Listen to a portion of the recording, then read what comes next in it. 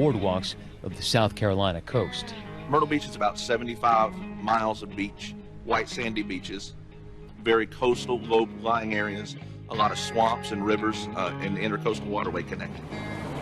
We have everything you'd want in a vacation destination. We've got the beach, we've got activities, we've got shows, we've got a lot of golf and tennis.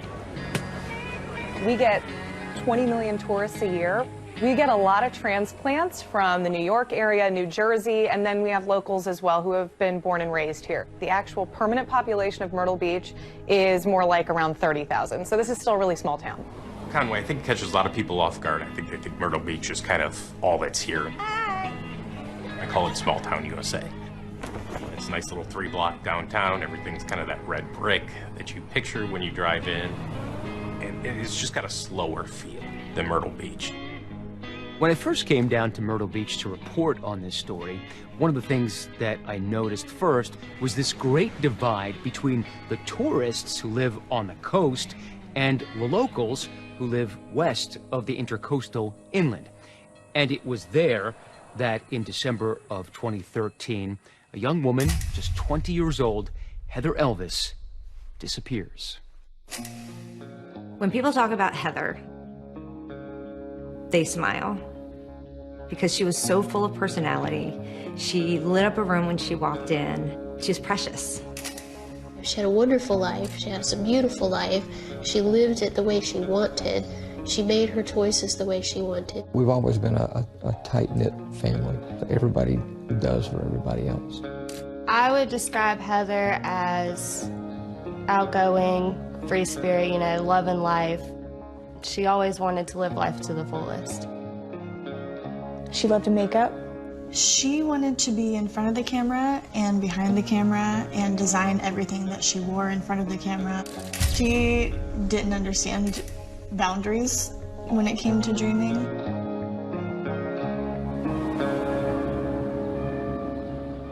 Heather Elvis worked at a restaurant, sports bar here called the Tilted Kilt. Tilted Kilt is an Irish-Scottish version of Hooters. So the girls wear kilts. It's like a sports bar, so they have TVs everywhere. They have a whole bunch of different beers on tap. Heather was a hostess at Tilted Kilt where I was a manager. She was friendly to everybody. She's always smiling. She had a contagious laugh that I would love to hear again. Heather and I worked at Tilted Kilt together. I actually helped her get that job. I talked to the managers and said they should bring her on, that she's a really great young woman and that she'd be a great addition to the team. It wasn't the most appropriate of uniforms, but at that age, you do what you can to rebel against your parents.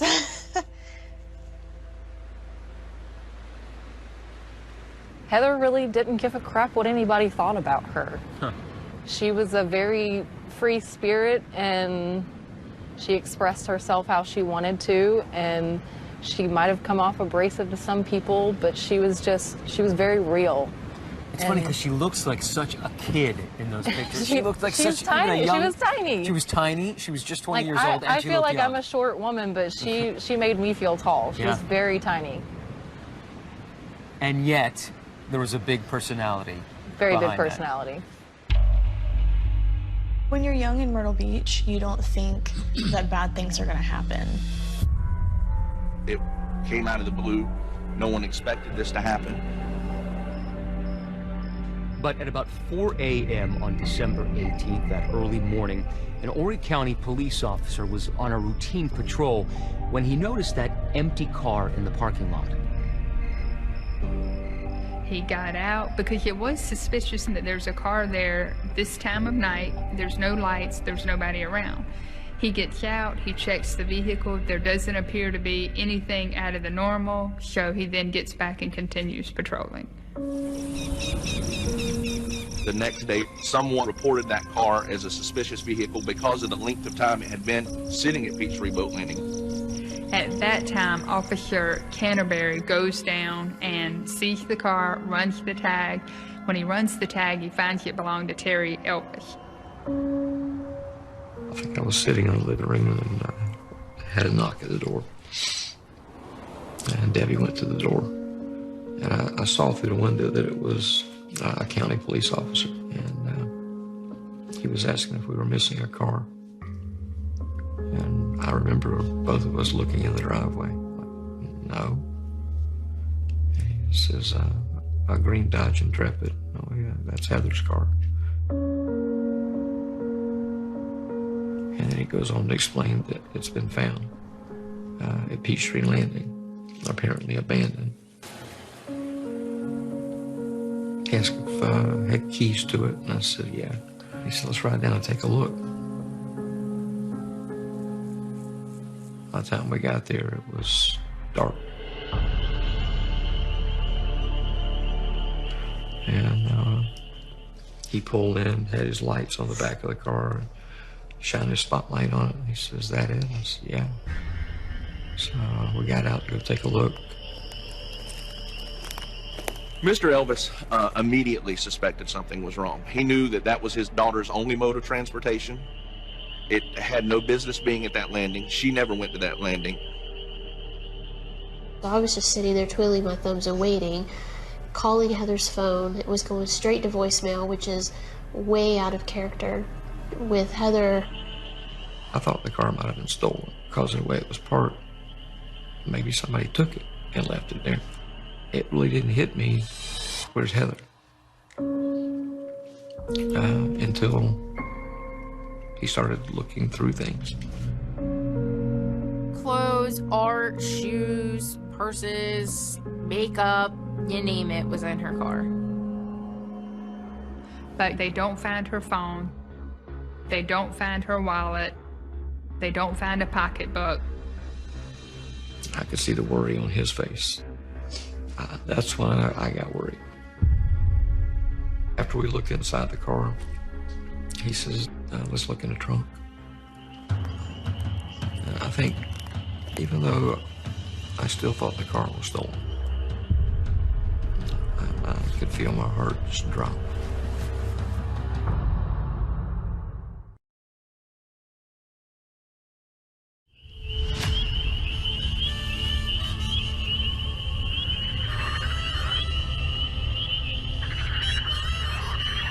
Lows tonight near 40 inland. Will be in the mid-40s right along the immediate coast. First I thought the car was stolen, and now we're opening the trunk. Well, I was panicking and pacing the floor while he was at the landing. So I put the key in and turn it and open the trunk, and I look away. Heather's phone is an extension of herself, and it was always in her hand or very close by, and for her not to answer the phone wasn't right. And he said, it's just stuck, and it wasn't. We closed the trunk back, and he looks around the perimeter of the landing. He walks around the edge, just looking into the woods and along the edge to see if there's anything out of place. And everything looked normal. When they got back to Mr. Elvis's house, he knew how to access the phone records for the family. While Heather lived on her own, she was still very dependent on her father. She was on his phone plan still. She still drove his vehicle, so he had access to these things. He was able to produce those records for Officer Canterbury. My panic had really set in because it's totally out of the ordinary. You know, Heather's never done anything like this before. Something's wrong, but what's wrong? That's when police began piecing together the last known movements of Heather on the night she disappeared. So, December 17th, Heather went on a date with Steve Schiraldi. Like Heather, 21-year-old Stephen Schiraldi was active on social media, posting selfies and chatting with friends. It was actually on Instagram that he connected with Heather. Stephen and Heather had gone to high school together. And I believe Stephen asked her out on a date, and she agreed to go. She was looking forward to that date very much. Stephen says they went to dinner at a place called Bandito's. After dinner, they went to an abandoned parking lot at a shopping mall where Stephen taught Heather how to drive a stick shift truck. We were watching TV, and I got a text, and it was a picture of Heather driving a small pickup truck, a big smile on her face. It was a picture of her driving Steve's truck. It was below it she had written, "Learn to drive a stick. Ha ha ha." Because it was a sore point. I had tried to teach her how to drive a stick shift. You're proud and aggravated at the same time. But yeah, it was pride. Heather went to Stephen's house briefly to watch a movie. His mother corroborates that, and then Stephen took her home. He said he took her back to the apartment, dropped her off, and went home, and said that they'd either text or talked, after that a couple of times for a few minutes. Police across the country know that in any missing persons case, the first 48 hours are absolutely critical. Right now, they're leaving no stone unturned. And as part of this initial investigation, they send an officer over to the Tilted Kilt to see if Heather had missed work. One of the first things that investigators hear from Heather's co-workers is that there is a different man who they should be talking to, other than the man Heather went on a date with the night before. The manager said she's not working until tomorrow, but you really need to call Sydney Moore. There had been a relationship between the two of them. Sydney Moore, back in 2013, was a night maintenance man at various miscellaneous restaurants along the Grand Strand, one of which being the Tilted Kilt, which is where he met Heather Elvis.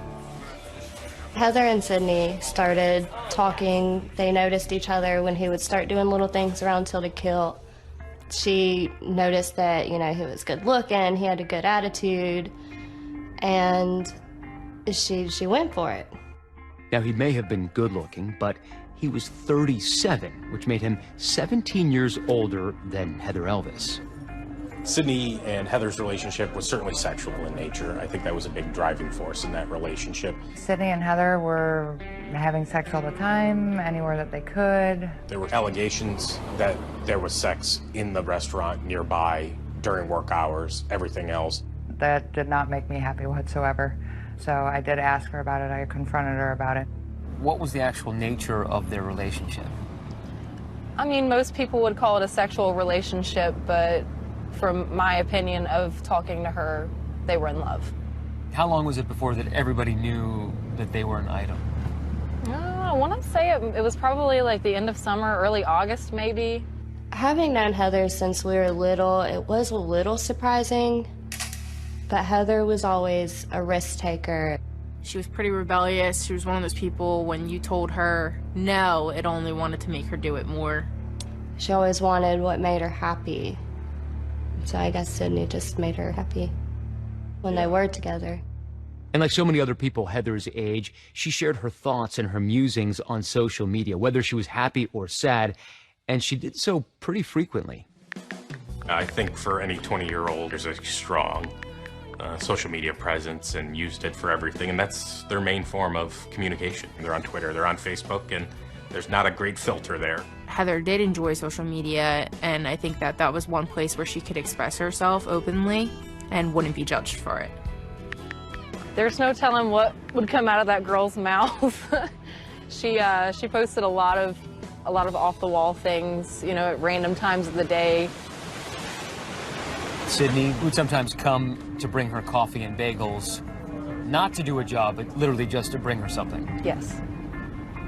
Did you find that charming? It was cute, even though we all thought that it was wrong on so many levels. I knew that she was talking to a boy named Sydney, that he was sweet and she was smitten. I had no idea he was married. I'm your nightmare while you're fast asleep. Heather received a phone call, and it was Tammy on the other end, and she said, "I know you're with my husband." And revenge has never felt so sweet.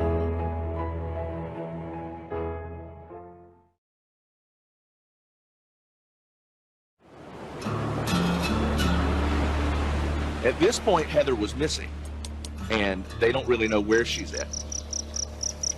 However, they do know that she was having an affair with a married man who also worked at the Tilted Kilt by the name of Sydney Moore. Being bad has never felt so good. We learned all about it in just that first little short period of time, because everybody who wanted to help told us everything. more than we wanted to know, really. When you're in love, you're in love.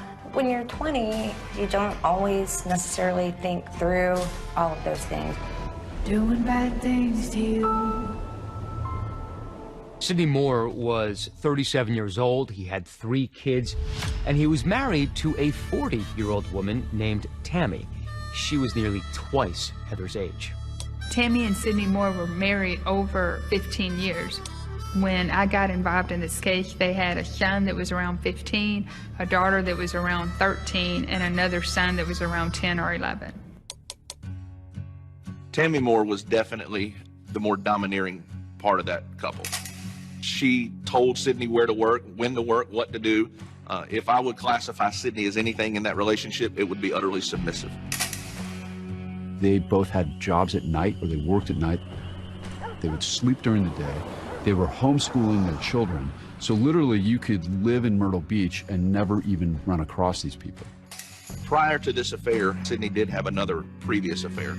I think Tammy, being the domineering person she was, always was suspicious of Sidney, especially after the first affair he got caught having. It wasn't a secret to those that worked at the kilt. You know, we all knew about it. The affair between Sidney Moore and Heather Elvis was the worst kept secret in Horry County. By now, Heather's relationship with Sidney had been going on for about 3 months. And there were lots of folks who worked at the Tilted Kilt with her who felt that this relationship had just crossed the line. There were definitely people that we worked with at the Tilted Kilt that did not agree with Sidney and Heather's relationship. One day, 2 of the girls decided to call the Tilted Kilt and pretend to be Tammy, Sidney's wife. I don't know if they were jealous, if they were upset that she was dating a married man. They decided to make a prank phone call and said, "This is Tammy Moore. I know about you and my husband. I need you to stop right now." And when Heather got that phone call, she totally freaked out. After that prank call, co-workers say that they didn't see Sidney coming around Heather anymore. Then, by the end of October 2013, Sidney and Heather's relationship completely unraveled when Tammy found out, for real this time, about their affair. And it's at this point that Tammy confronted Heather. Heather received a phone call, and it was Tammy on the other end, and she said, "I know you're with my husband," essentially. Like, "I know you've been sleeping with my husband." Sidney got on the phone and said, "You were just some girl that spread your legs." He pretty much belittled Heather and made it seem like it was nothing, and that he just used her for a booty call. Heather was crying because they broke up, and she was very upset about it. After Tammy found out about the affair, she was absolutely livid. She did call Heather a lot, text Heather a lot. Someone's about to get their beat down. She was posting a lot of disparaging comments on social media, and Heather was legitimately terrified. You can tell me who you are right now, or I will find out another way. Nobody you need to worry about anymore. And what did they say? Do you remember? Oh, she was threatening her. Hey, sweetie, you ready to meet the missus? Basically just letting her know that she was there and she knew. And what did she say? Are you ready to meet the missus? That doesn't sound that bad. Well, she did mention something about Sidney taking his last breath. Your is about to take his last breath. And Tammy was relentless. She would call her nonstop for hours and hours and hours. She would call off Sidney's phone. The breakup between the 2 of them was nasty. It didn't go down well. It ended with threats. I'm giving you one last chance to answer before we meet in person. Only one. She was sending pictures of her and Sidney performing sexual acts, videos of, you know, the 2 of them together, I guess kind of to taunt Heather. Heather didn't shy away from responding. I think you're a little obsessed with me. Nah, it was a bore. She, I don't want to say pushed Tammy's buttons, but certainly didn't just brush it off. Really? So that's why you're still childishly texting me from your cheating husband's phone? Your skank needs to leave me alone. Were you concerned for Heather, or was Heather concerned after those text messages came in? Heather was definitely freaked out. I think she was terrified of her. I mean, her demeanor completely changed over the next few weeks. Like, she was very paranoid. Heather was genuinely scared. Like, she didn't want to ever see Tammy. In September 2013, Heather wrote on her Twitter page, "Once upon a time, an angel and a devil fell in love, and it did not end well." She probably was referring to her and Sydney. Heather just kept saying, "Leave me alone. Leave me alone. I don't want anything to do with this." And the calls did stop. Finally, they did stop. Once Tammy finds out about this affair, the Moores take a road trip all the way out to California. But this is after purchasing a brand new black F-150. It was a 3-week trip, so it was a lot of time together. They drove all the way to California and drove back. According to the Moores, the purpose of the trip was to reconcile their marriage. Heather was heartbroken. It took a few weeks for Heather to kind of come back around, to become that bubbly type person. Heather started coming back to her normal self, always joking, always laughing, giggling, pulling pranks on people, the Heather that we've always known and loved before October. By the beginning of December, there was no communication between Heather and the Moores. Heather was really looking forward to her future after putting everything to rest with Sydney. By all accounts, Heather had moved on. She was dating again. In fact, on the night she disappeared, she was out on a date with someone new. But now, Heather was gone, and gone without a trace. And police went to the Tilted Kilt, and that's where they were tipped off about Heather's affair with Sydney Moore. So the police immediately go to Sydney's house. They talk with him in December 20th, early morning, I'd say 2 a.m. When's the last either last night or night before, I can't remember. What's your relationship with her? There is no relationship. There was a relationship. I broke it off. So he was trying to give the police this idea of, look, I'm over her, haven't reached out to her, I don't know where she is, I've had zero contact with her. At any point, did you go down around the Peachtree Landing area? No. So there's nothing that's going to show up?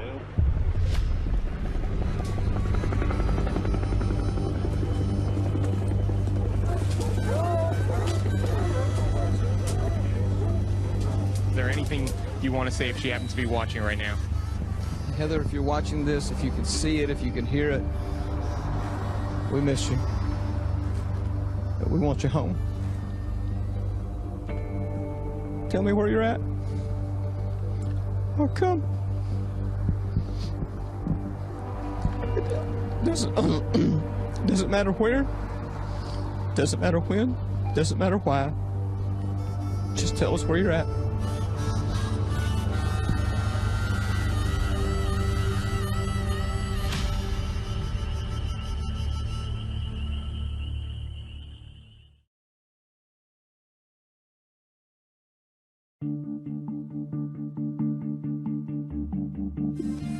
We begin tonight with a developing story in Horry County as a 20-year-old Socastee woman is missing. I'm Allison Floyd. And I'm Tim McGinnis. Tonight, police are investigating her disappearance. WPDE News Channel 15's Kayla DiRenzo joins us live from Peachtree Landing in Socastee, where the woman's car was found. And Kayla, what's been going on out there all day? Tim and Allison, according to the Horry County Police Department, Heather Elvis's car was found in this parking lot here at Peachtree Landing on Thursday, but she hasn't been seen in nearly 3 days. And today, crews were out here searching for any signs that may point to exactly where she is. Originally, this case was just assigned out as a missing person. We did not know or have any reason to believe a crime had been committed in the beginning. The car showed no sign of a struggle. There was no blood, no broken glass, nothing to believe that a crime had been committed. Detectives are continuing to investigate the situation. So while crews were searching for any physical trace of Heather at Peachtree Landing, police were combing through her phone records, and almost immediately they noticed an unusual number of calls to an unfamiliar number. They then found out the number belonged to a payphone, and that the payphone had called her phone that very early hour of 1:35 a.m. And then she immediately is calling the payphone back. Heather dials that payphone back 9 times. Not 8, but 9 times. The only reason she could possibly be calling that phone 9 times that she's never heard of before is to get the other person that just talked to her back on the line. They find that the payphone has surveillance video. They pulled the surveillance video. It was very grainy. You see an individual walk to the payphone. He's on the payphone over 5 minutes. Even though they didn't know who it was, they had evidence then that the payphone had been used. They call Sidney Moore back. They bring him into the police station for a more formal interview. Horry County Police begin questioning Sidney about his whereabouts on December 18th, and he tells them that he and his wife Tammy were going around doing errands. And at one point, they stopped at a Walmart. Was that Walmart, actually? In Myrtle Beach. Walmart, Myrtle Beach Walmart. Yeah. Was your wife with you Yes. the whole time? Yeah, she was with me the whole time. They asked him about the payphone call. Had you used any other phones that night? Your wife's phone? No. Did you make any payphone calls? Nope. I still have payphones. Who makes a phone call today from a payphone? Sidney Moore has a cell phone.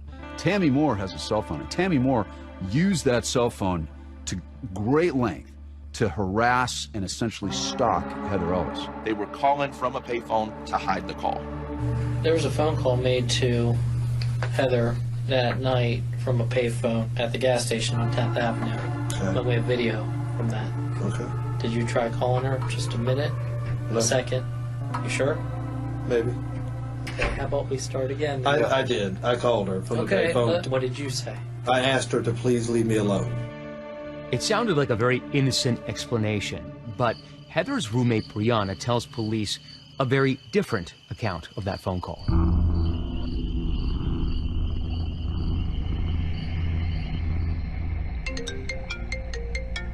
At 1:44 in the morning, she called me.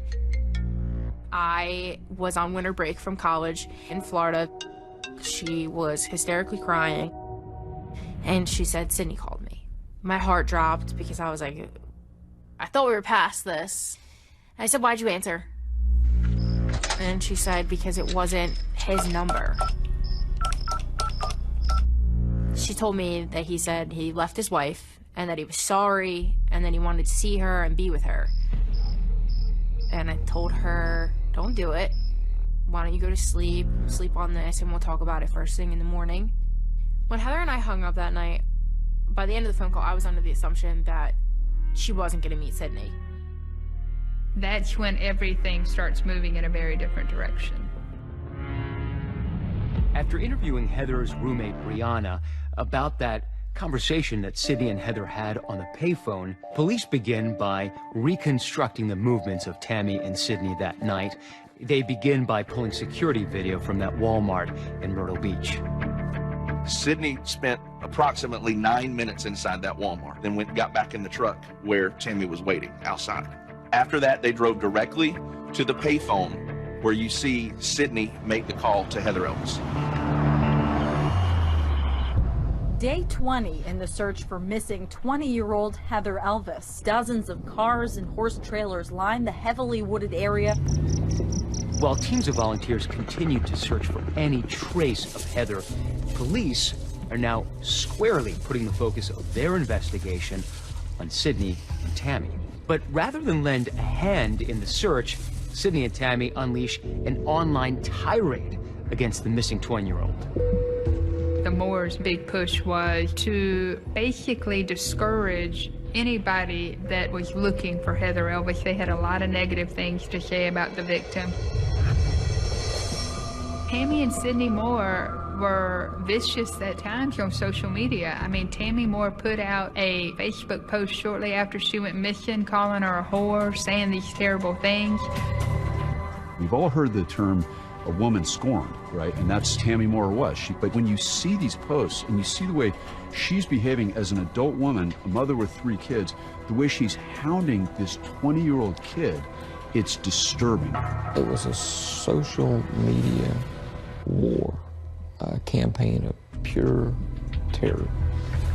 This case was the perfect storm for 2 families that were very outspoken, very motivated, and they weren't going to give up either side. Using Heather's phone records and her Gmail account, investigators begin to piece together her movements. After that phone call from Sydney at 1:35 a.m., Heather ends up calling his cell phone several times between 3:17 a.m. and 3:21 a.m. Finally, he picks up and the two have a conversation for about 4 minutes. And it's at that point that Heather gets in her car and begins driving. We trace Heather's phone all the way to Peachtree Boat Landing. And once she gets to the landing, she's again calling Sydney Moore. 3:37, 3:38, 3:39, 3:40. It was 4 phone calls right in a row.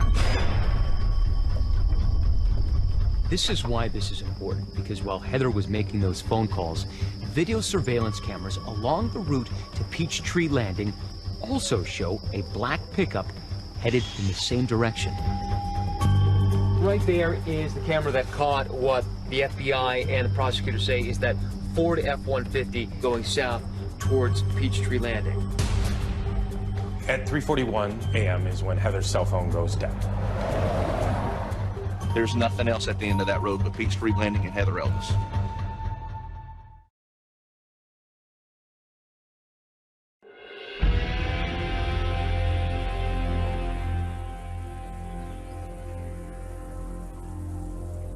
I think anytime you have a missing person, the pressure on law enforcement is immense.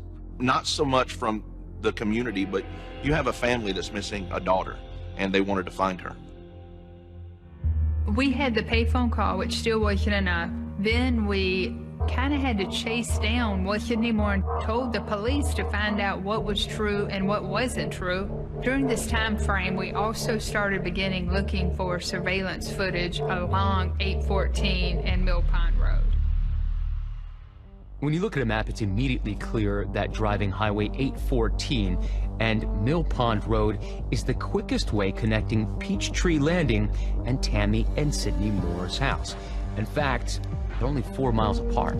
So right up here is a surveillance camera that captured the image of a truck that looked very much like the one owned by Sydney and Tammy Moore driving towards Peachtree Landing.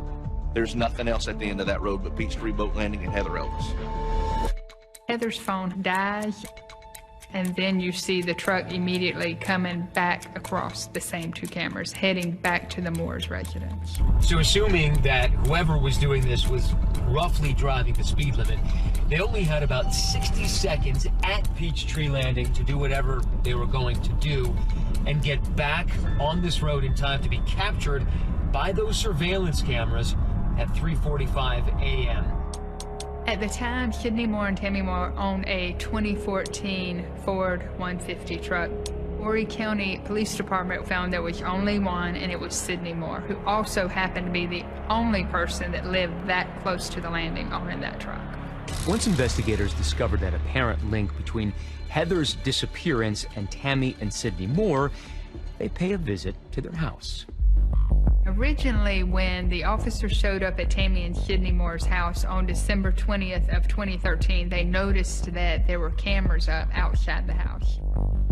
The goal after they saw that security system was to get a search warrant. However, once they went back, they found out that the surveillance system in there was a new system and that it had not recorded anything on December 18th of 2013. They had no idea what was on the new system, but they knew that out of an abundance of caution, they needed to seize that system. Investigators also scoured the Moore's black pickup truck looking for clues, and they made an important discovery. It was a brand new F-150, fully loaded, had all the bells and whistles. In this truck was a GPS navigation system. We learned that it was possible to disengage this system, and that's exactly what they did. It's like a camera SIM card. You push down, it'll pop out. When you take it out, warnings will show up all over your vehicle. So it could not have been a mistake. It had only been taken out once, and that was the night she went missing.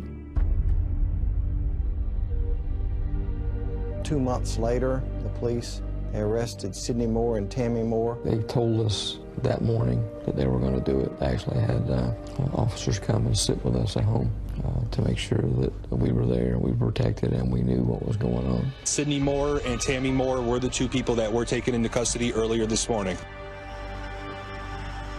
The breakthrough in the case came from a discovery made by Elvis's father. He says after he looked up her cell phone records. That number, the parents telling ABC News, belonged to 38-year-old Sydney Moore. It was a relief to know that something was getting started. We're going to begin with a break in the case of a young woman who simply vanished. 2 people have been taken into custody. Both Sydney and Tammy Moore are being held here at the J. Reuben Long Detention Center. Immediately in this case, the defendants, the victims, everyone went to social media. It was like wildfire. It spread exponentially in a matter of hours. What began as a case dividing two families who lived just 5 miles apart quickly consumed the entire town. At this point, it seemed like everyone had an opinion. It seemed the whole town took sides. This was probably the first case where the social media took on a life of its own.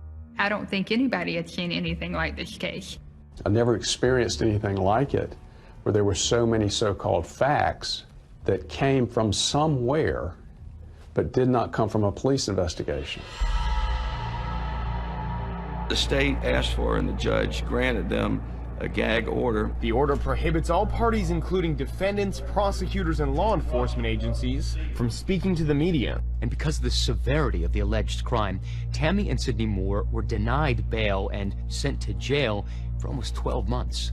We then had another bond hearing in February of 2015. At that time, Judge Dennis decided to allow them to be out on an ankle monitor. It was just a very traumatic time, so we were in a fog. Prosecutors decided to try Sydney and Tammy separately. So Sydney goes on trial first in 2016 for the kidnapping of Heather Elvis. Now, prosecutors are not required to show motive when they try a case, but they do understand that motive often helps juries understand the background and what's really going on. And in this particular case, prosecutors were not going to disappoint that jury. In the weeks before Heather Elvis goes missing, she puts on noticeable weight. A fellow co-worker at the Tilted Kilt, which provides the uniforms to the employees, mentions that her bra size goes up. She went from an A-cup bra to a B-cup bra, then a B to a C. I mean, that's the kind of thing that typically happens when someone is pregnant. Yes, definitely. And remember that errand that Sydney ran at the Walmart the night Heather disappeared? He made 2 purchases, and he paid in cash. The motive was absolutely that Heather was pregnant. I think she was carrying his child, and she... I'm gonna do bad things, do it like... At 4 o'clock in the morning, Peachtree Boat Landing is a dark, desolate place. There is no reason for a car to be there abandoned in the middle of the night. We begin tonight with a developing story in Horry County as a 20-year-old Sockasty woman is missing. A 20-year-old woman in an affair with a 37-year-old man. She was smitten. I had no idea he was married. Heather wrote on her Twitter page, "Once upon a time, an angel and a devil fell in love, and it did not end well." His wife sent text after text. Just threats after threats. It wasn't pretty. After Tammy found out about this affair, they literally stalked Heather Elvis. They were chasing her.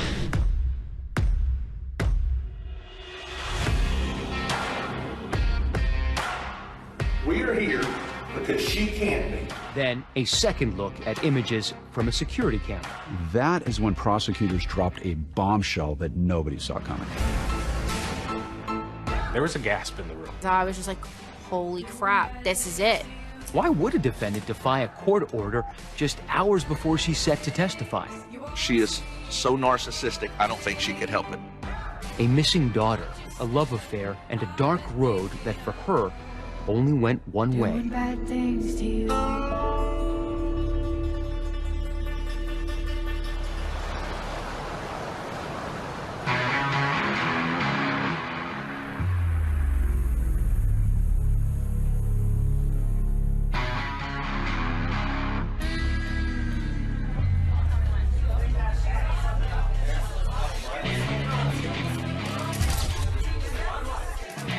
At the Tilted Kilt knew about Sydney and Heather's relationship. It wasn't a secret. At least to any of us, it wasn't. So in the weeks before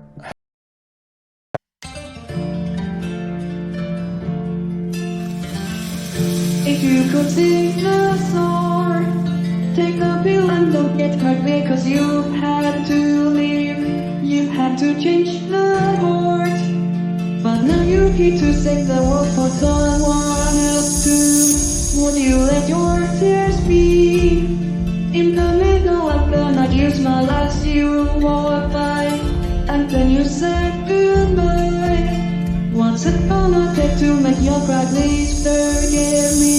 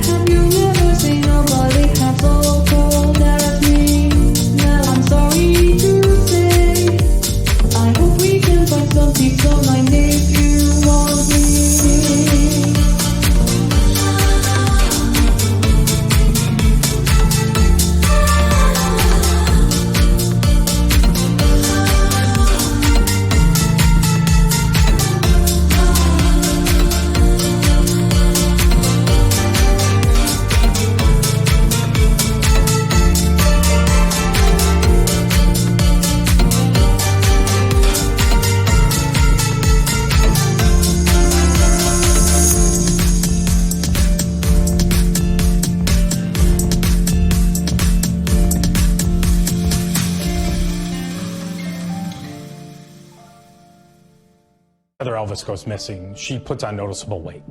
The uniform is a bra, a shrug, and a skirt. So there's 3 separate pieces that you can move up in sizes. She went from an A-cut bra to a B-cut bra, then a B to a C, and then the skirt went from a medium skirt to a large skirt. Heather had taken a pregnancy test while at work. I want to say it was the beginning of November, and she wasn't sleeping with anyone else other than Sydney. When she took the test, it came up error. I didn't really know if she was pregnant or not. I think it was kind of up in the air. If she's pregnant and it's Sydney's child, that certainly throws a new wrinkle into this story. I think it was, in the beginning, hard to imagine that 2 people like Tammy Moore and Sydney Moore would take the life of a young girl. So you felt like there had to be something more, and we believed that it was because Tammy Moore thought she was pregnant. So initially, when the Moores were arrested, they were charged with murder in addition to kidnapping. Kidnapping in South Carolina means to decoy, inveigle, or take another individual. So Even the phone call from the payphone that Sydney made to decoy her out was kidnapping. That murder charge was later dropped. I assume, given the lack of physical evidence in this case, no body, no blood, no murder weapon, that it would have been hard to prove for the state. The trial of the man accused of kidnapping Heather Elvis is now underway. I sat in that room and I thought that by the end of the week, if things went the way that we wanted them to, it would be like this release. Thank you, Your Honor. This time the state calls Jessica Cook. One of the first witnesses we actually called to the stand was Jessica Cook. Jessica was one of the managers at the Tilted Kilt where Heather worked. Do you ever notice any changes in her physical appearance? Yes. Remember that video of Sydney at the Walmart the night of Heather's disappearance? Prosecutors think they know why he was there. On that video, it shows Sydney Moore in his truck, F-150, drive into a handicapped parking spot, exit his vehicle, walk into the Walmart. The receipt showed that he had purchased a pregnancy test and a cigarette-type cigarette, and he paid cash. The conjecture is that they're going to take it to Heather and make her take a pregnancy test. I think that if she was pregnant, I think that would be another reason why Tammy would want Heather out of the picture. According to Sydney, the reason he went to that Walmart was to buy a pregnancy test for his wife, Tammy. He insisted that they were trying to have another baby. There was no hard evidence of guilt to me. There was a bunch of bad character evidence, and there was a tremendous amount of circumstantial evidence. Now, tell this story about how old you are. Prosecutors built what they believed was a very convincing case, knowing that asking a jury to convict based solely on circumstantial evidence is always a steep hill to climb. I think the surveillance footage was absolutely key, and that goes from the Walmart to the payphone to the truck going down and coming back, because it created a timeline that showed everything, all attention was on Tammy Moore and Sydney Moore, and everything they did was very deliberate towards Heather Elvis. No questions, Your Honor. Very well, thank you. When the state rested, I felt pretty good about it. And if the jury required proof beyond a reasonable doubt, we were in good shape. So we did not put up a defense at that point. The whole thing is traumatizing. The most traumatizing thing about all this is not knowing where our child is. Everybody was just kind of waiting. I think most people thought it'd be several hours for a verdict. We're like, this is a slam dunk. But it wasn't. The jury is still deadlocked and will be unable to resolve it. Therefore, I'll declare a mistrial. This case will have to be tried again. To say that I was shocked that Sydney Moore got off on a hung jury would be putting it mildly. I think all of us were wondering, what now? What do we do from here? The hung jury was a painful blow to the prosecutors and the Elvis family, and prosecutors were convinced that Tammy and Sydney were responsible. But getting answers about what happened to Heather remained the priority. Investigators felt sure that the Moores knew more than they were telling, and they thought that maybe if they pressured them hard enough, long enough, one of them would begin cooperating with authorities. Sydney Moore then is charged with obstruction of justice for lying to police during the investigation. It's over the payphone call where he's on video denying it, and then, yeah, we all know he made that phone call. I know that Sydney Moore misled the police from the very get-go, and we felt like this is a missing girl, and the first 48 hours are so important. So that's why we decided to move forward with the trial. It only took the jury 50 minutes to decide. On the charge of obstruction of justice, guilty. He's found guilty of obstruction of justice and sentenced to 10 years in prison. The Elvis family says today's verdict is the beginning, not the end. I think it'll be like dominoes. I think the first one fell. I think the rest will fall into place. You can't hide it forever. While prosecutors fell short in their bid for a guilty verdict in Sydney's trial, they learned an important lesson. They needed more evidence. With Tammy's trial on the horizon, Prosecutors felt very confident that a conviction in that case would bode very well for the retrial of Sydney. If getting answers about Heather was paramount, investigators understood that first they had to figure out who the mastermind was. If I had to pick a ringleader, it was definitely Tammy Moore. She had the motive, he had the means and opportunity. If it wasn't for Tammy Moore, Heather Elvis would be here. It's not often that a defendant in a felony case sits down to tell their side of the story without an attorney present on the night before they're expected to testify. Not to mention violating a gag order on them, but that's exactly what happened. Put it dead center. About right there, Scott. As you probably expect, we're going to go through a lot of stuff, right? I'm also going to ask you tough questions, which I'm sure you're bracing yourself for. I haven't braced at all.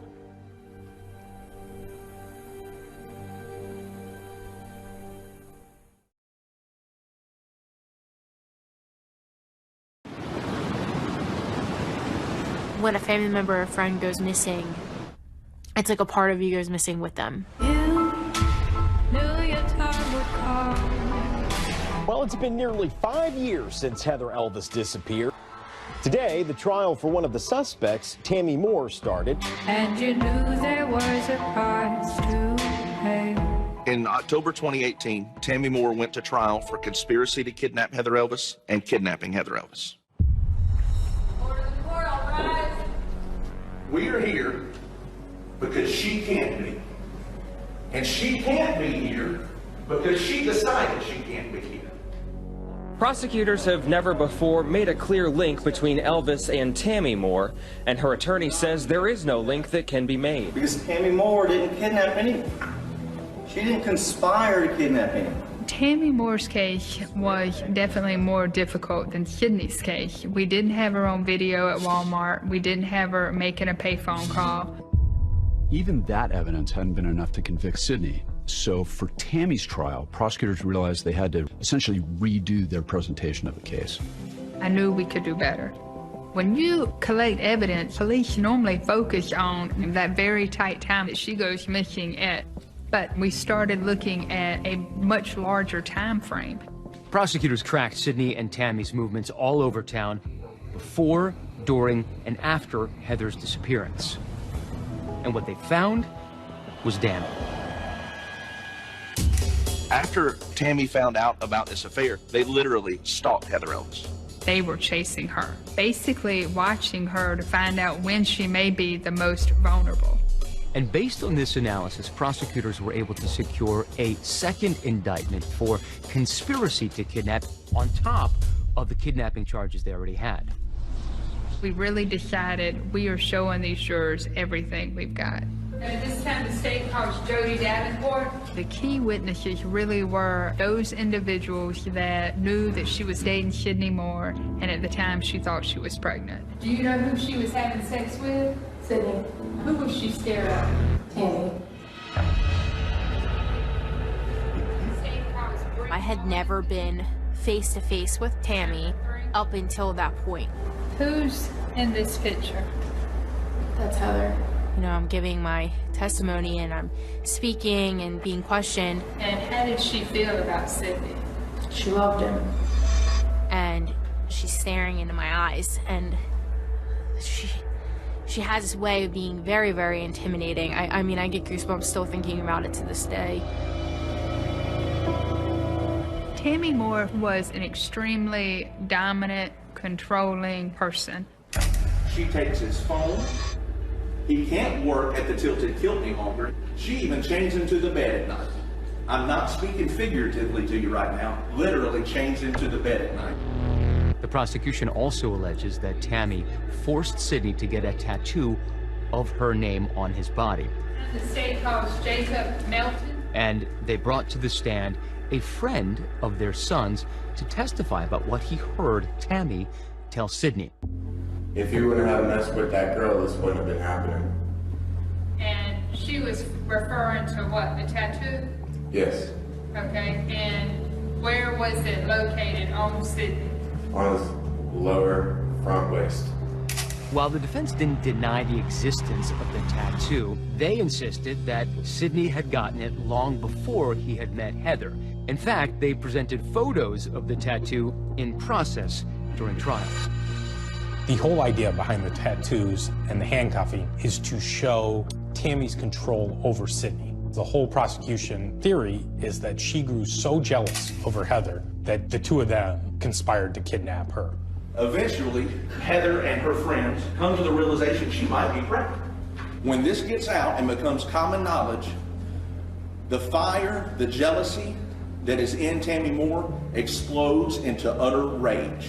This is where the plan starts. This is where the conspiracy is born. But while there seemed to be plenty of motive, what the case lacked was the kind of direct evidence that juries often rely on. Testimony and evidence will show that Tammy and the missing woman were never together. Everything we had was circumstantial. But the circumstantial evidence we had, I don't think could be contradicted. It's time the state calls Mike Melson to the stand. We provide software that analyzes cell phone records during investigations. We were able to visually show the jury where they were based on the phone records. So we can see how the phone uses different towers over time. So you use it basically to show the phone's movement? Yes, ma'am. Tammy and Sidney, both of their phones began following around Heather Elvis's phone after November 2nd. So that places Heather's phone up there that evening.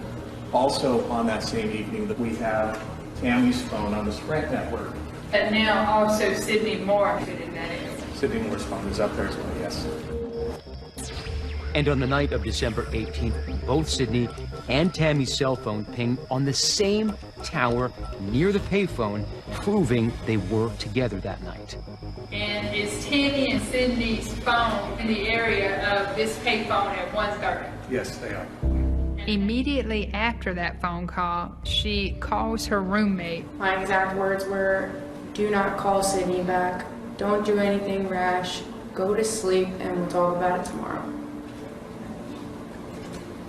When is the next time that you heard from her? I haven't. In a week like this, it's almost like you're just drowning. So when you have moments like that, you have to reach out and hold on to other people because it's hard. The world kind of swallows you up. When prosecutors presented video surveillance footage showing that Ford F-150 driving back and forth from Peachtree Landing just before and just after Heather disappears, they were actually able to call a person who teaches forensic video analysis at Quantico. The work that we do includes the help with questions of primarily identification. He looked at the Morris truck and looked at the video, analyzed all sorts of headlights, testified about different types of trucks and the way their headlights work. Is it your opinion today, after looking at everything you've looked at, that indeed it was the same truck as the known truck, which belonged to Tammy Moore? Yes. When the state rested, they excused the jury. It was pretty clear Tammy wanted to say something. She is so narcissistic, I don't think she could help it. All right, and do you wish to testify in this case? I do not. When she said, "Yes, I want to testify," there was a gasp in the room. There's no doubt Tammy Moore thought, I can convince this jury that I've done nothing wrong. So help me God. Thank you. Please be seated.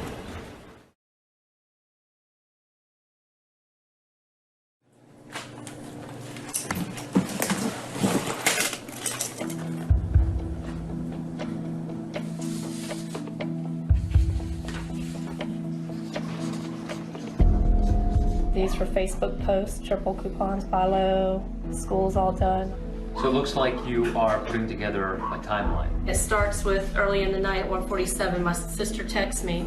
3:10, I pull into the driveway. I text her I got the ad and that I'm home. 3:58, I make another post, and this is conversations that me and Sidney had that night. So I want to make sure that everything that I did was accounted for, that it's looking normal, just like any other day in my life. I was surprised when Tammy Moore decided to sit down with me for an interview in violation of a court-imposed gag order on her the night before she was expected to take the stand in her own defense and without her attorney present. What we got accused of, neither one of us would ever do. Which part? The kidnapping. And at first it was murder as well. And we're not those kind of people. I've never even had a speeding ticket. I didn't even have sex till I was 18 years old. There are people who say that you wore the pants in the family, that you were really the powerhouse here. The man that makes the money is the one that's running the house. I paid the bills. And the wife who gets her name tattooed on her husband's stomach, That was right his above idea. the belt, That was his seems idea. to be the one who makes the rules. But that's making it sound like he got a tattoo because I forced him to and I didn't. Okay, so since we're on that subject, after he had the affair with Heather, did you actually handcuff him to Never. the bed? Never. It sounds like you're trying to hide or cover up something that seems completely natural, which is anger resulting from your I'm husband not cheating mad on at you. her. I am pissed at him because he's not being honest with me. Yet, the prosecution essentially alleged in the beginning that you were angry enough that your husband cheated on you, that you were ready to kill. That's what they say. And they're wrong. Were you angry enough that your husband cheated on you that you were ready to kidnap? Absolutely not. It seems that the prosecution to some degree thinks that you are the linchpin here, not Sydney. They change it according to what they need to say. It seems like everybody is lying here, except you. And that's why I am terrified of tomorrow, because I feel like this town is going to crucify me because of all the lies and all of the that's happened. What happened to Heather Elvis? Well, after more than a week, the state has rested its case. Today, Tammy Moore took the stand in her own defense. Your Honor, at this time, the defense calls Tammy Moore. Please raise your right hand. There's no doubt Tammy Moore, when she took the stand, thought, I'm going to be running this courtroom while I'm up here. So help you God. So help me God. I'd never heard her voice in person before. Did you learn who he was having an affair with? Not until the girl called me back and told me who she was. I had no idea. So the messages were never directed towards Heather Elvis. Every time that woman used my daughter's name, it was like stabbing me with an ice pick. And did you feel like you had a right to know who it was? I did. I didn't go about it the right way, and I'm sorry for that. It looks bad, but I just wanted to know who it was, that's all. But you've been known to use some pretty salty language, haven't you? Right. She sat there and smiled the entire time. She batted her eyelashes, and it just seemed like she was an actress putting on a play. Tammy thinks, in my opinion, that no matter where she's at, she's the smartest person in the room. You know what time 0800 is? 8 o'clock a.m. You had to worry, was the jury really going to buy this? Did you kidnap Heather Elvis? No, I did not. Do you know who kidnapped her? I do not. Do you know if she's been kidnapped? I do not. When Tammy first took the stand, she came across very credible, but I think we, through the evidence, already knew that there was a different side of Tammy Moore. Almost immediately, it got contentious between Nancy Livesay and Tammy Moore. Miss Moore, do you know who I am? I do. Okay, and who am I? Nancy Livesay, you've made my life miserable. She came off the cuff and was saying I had ruined her life, so I knew for her it was very personal. I think it was the next day she called. It was a nice conversation. She was a nice girl. She wasn't mean to me. I wasn't mean to her. It took very little to push her buttons. And you said on 11/11, I think the bitch is in hiding. Isn't that what you said? If it's on there. Okay. Then what makes you think the bitch is in hiding? I was just being a jerk at the time, I guess, Nancy. That's all I can say. Have we ever met outside of this courtroom? I don't think so. Okay. Just didn't know when we got on a first name basis. That had to be the first defendant that had called me by my first name. I felt like that was a almost power play on her part. Me and you are equal, and I'm going to be controlling the temperament of these questions and answers. Ms. Moore, would you agree that the testimony has been that the truck went down there on 8/14 and Mill Pond? a truck, not my truck. But have you been in here for the testimony of the time of the video? People lie, Nancy. I think Tammy Moore is filled with such anger, rage, and arrogance that she couldn't help herself. Tammy's text and social media posts could account for every single minute except for what seemed to be most critical, the time around 3:41 a.m. when Heather's cell phone went off the grid. Is there anything you have called on your phone, texted on your phone, or posted on Facebook at 3:35? I don't think so. Okay. How about at 3:40? I don't think so. How about 3:45? I don't know.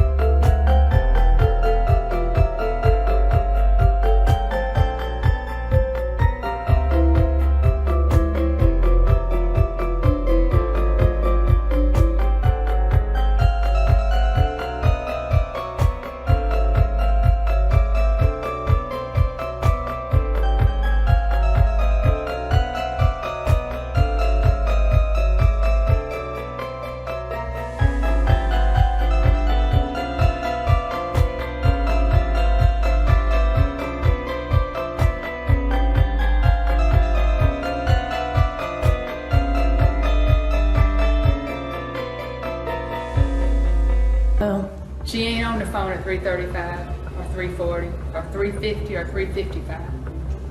She can't be. The only documentation you have shows before the truck goes down and after the truck goes down. Correct? If that's what you're saying to people, I don't know what time a truck went there.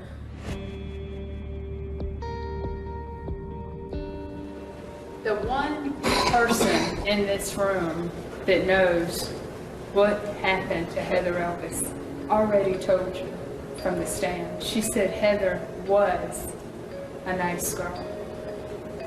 She already knows something that I don't know, that this family is uncertain about. I'm asking the 12 of you to look at the evidence and give this young woman and this family the ending that they deserve. It was such a contentious trial, I didn't know what the jury was going to do. The jury was out a very short amount of time. Prosecutors feel like that's never good for us.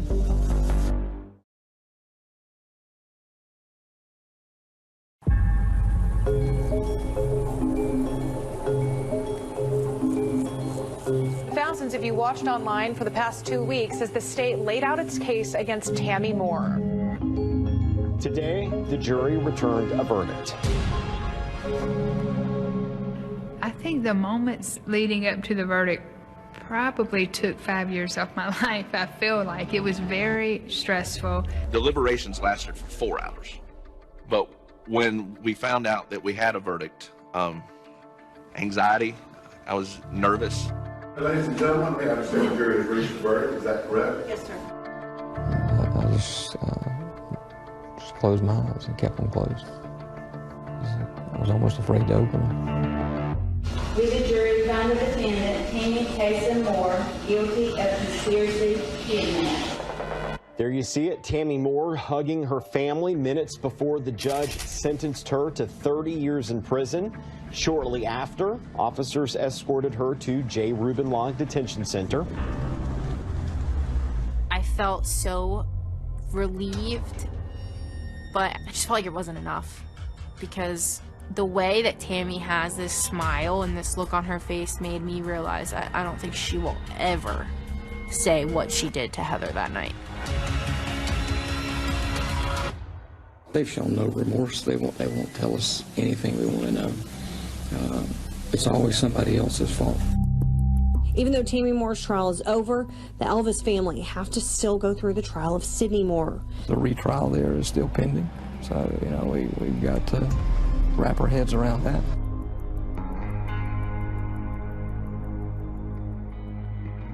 After Tammy was convicted in October of 2018, we retried Sydney in September of 2019 for the same thing. We can't give justice to Heather Elvis by giving an injustice to another citizen like Sydney Moore. We're going to show you that this man right here, Sydney Moore, and his wife Tammy Moore conspired, planned, and executed that plan to kidnap Heather Elvis on December 18th of 2013. You can't abduct somebody, you can't do all the things they're saying they're doing and not leave some trace of physical evidence. I had to make sure the jury understood that circumstantial evidence was just as effective, just as telling as a confession would be.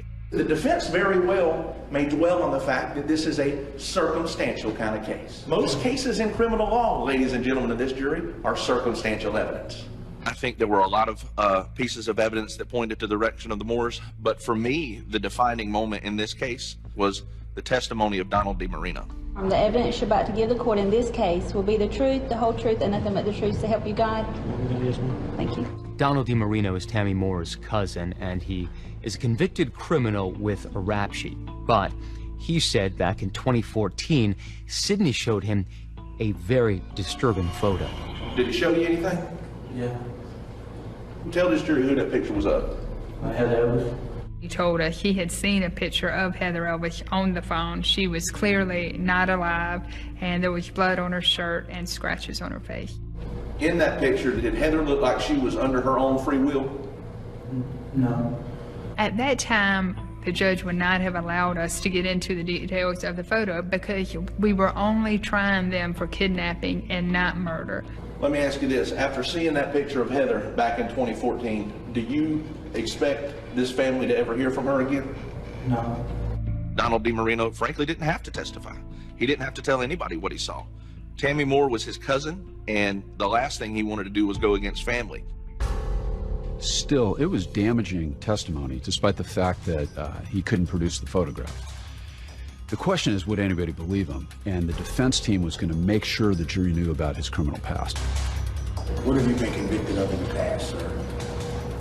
I have verbally charged and overdose murder. Your drug is heroin? Yes, sir. Donald DiMarino is a lot of things. He's an addict. You can call him a thief if you want to. One thing he's not is a liar.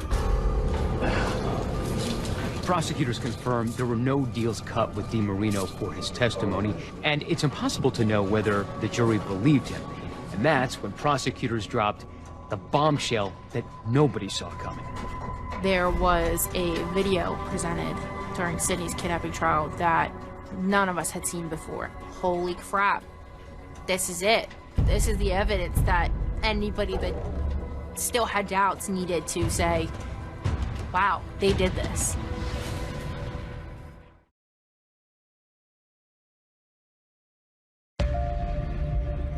Well, testimony is now underway in the retrial of Sydney Moore. Both sides are trying to make their mark on the jury that could close a 6-year investigation.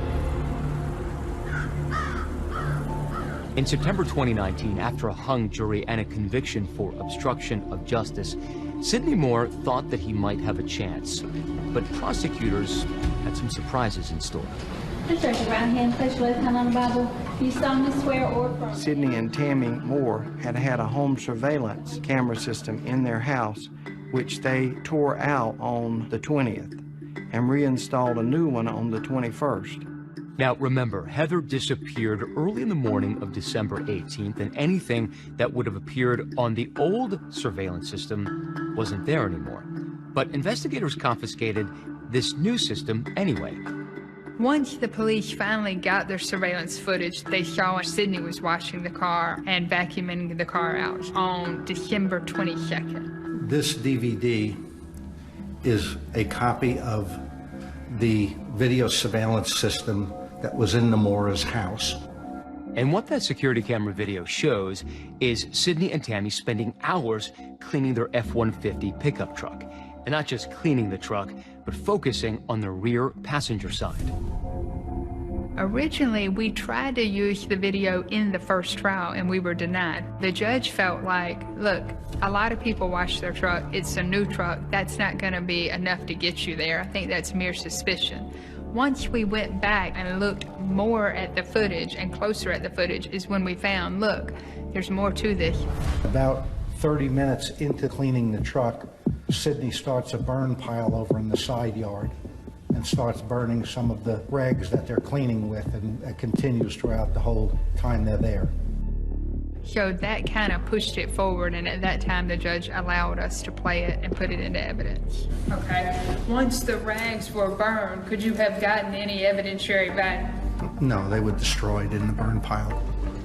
Like, to me, that just screams guilty. The defense claimed that burning the trash is common in the Moores neighborhood. Honestly, after we saw what was on the tape, we would have never dreamed they would have done that, knowing that that video surveillance camera was there.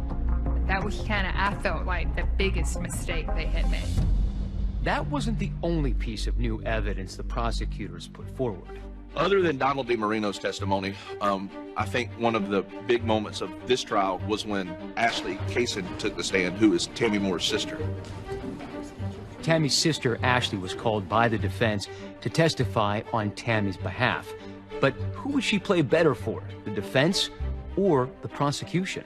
The prosecutors asked Ashley about video that they claimed showed Tammy looking for police listening devices. You were looking for bugs, weren't you? You and your sister, Tammy, were looking through, to see if the police had left any, I'm assuming, devices. Y'all were looking all through the tree. No, I don't recall. Okay, I can play this video and it can refresh your memory. You want me to refresh your memory? Sure. Okay. That's what we're all doing. Okay. You literally could see Tammy Moore with a mirror looking under items in the house and in the yard, trying to find out if the police had put anything there. It looks to me like she's pulling weeds out of her garden. Okay, keep looking. What she did all the time. Keep looking. Okay, did you look like a mirror? I can't tell, to be honest. It's too far away. Either it's too far away or the picture's not good enough. The things she said, you couldn't reconcile it with the evidence.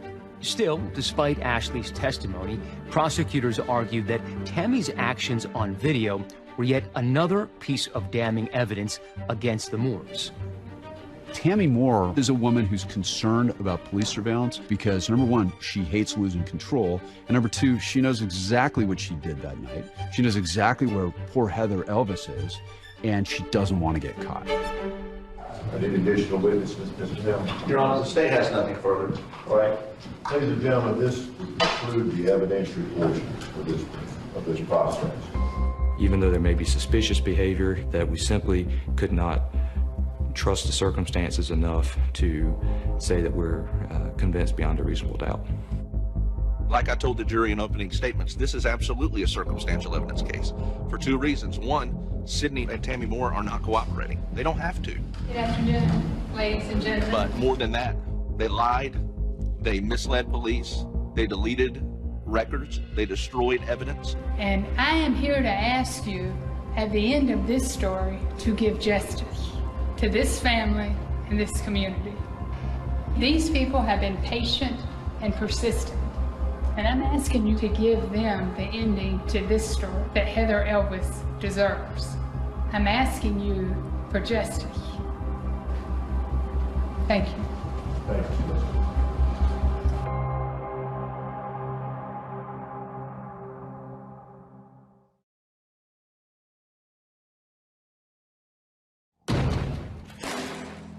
It's been 2,093 days since Heather Elvis could wrap her arms around her father Terry, could kiss her mother Debbie, and tell her little sister Morgan that she loves her. After 6 years, multiple trials, 3 convictions, and a lot of heartache, the Elvis family braced themselves for the verdict. As for the prosecutors, Nancy Livesay and Chris Helms, all they could do was wait and hope. I understand the jury has reached the verdict. Yes. If you would pass the verdict, it's wrong. I was, frankly, more confident going into these deliberations than I was during Tammy's trial. I had confidence that these people would do the right thing. I think the mastermind is Tammy Moore, but I don't for 1 minute think that she is any more guilty than Sydney Moore. I think they were equal participants. The verdict came back after 2 hours of deliberation this time, literally half the time they deliberated for Tammy's trial. I've asked Laura, please stand. You may publish the verdict. We, the jury, by unanimous consent, find the defendant, Sydney St. Clair Moore, on the charge of kidnapping, guilty.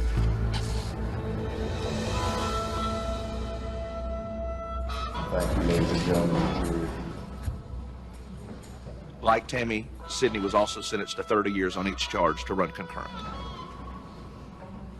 Do I feel he was wrongfully convicted? I mean, I feel the jury got it wrong. Not implying necessarily any type of malfeasance or bad acts or anything of that nature, but you know, I feel they did get it wrong.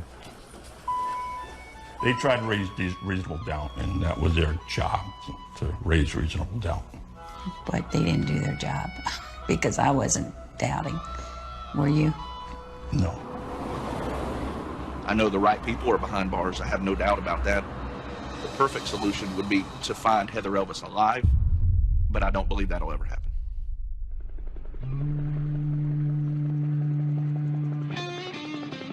I think eventually one of them will turn. I think 30 years is a long time. I think once they find out that their appeals are denied, I think then they will be looking to tell the truth. After the verdict, I think the emotions that everyone felt were empty. There's no reprieve from the heaviness that's there because we don't know where Heather is.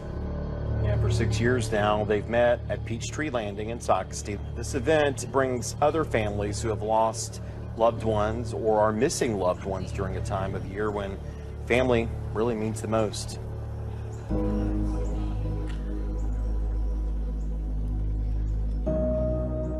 If I could talk to Sydney, I would want to tell him that this has been just a really long night. Sydney sees this, and he remembers when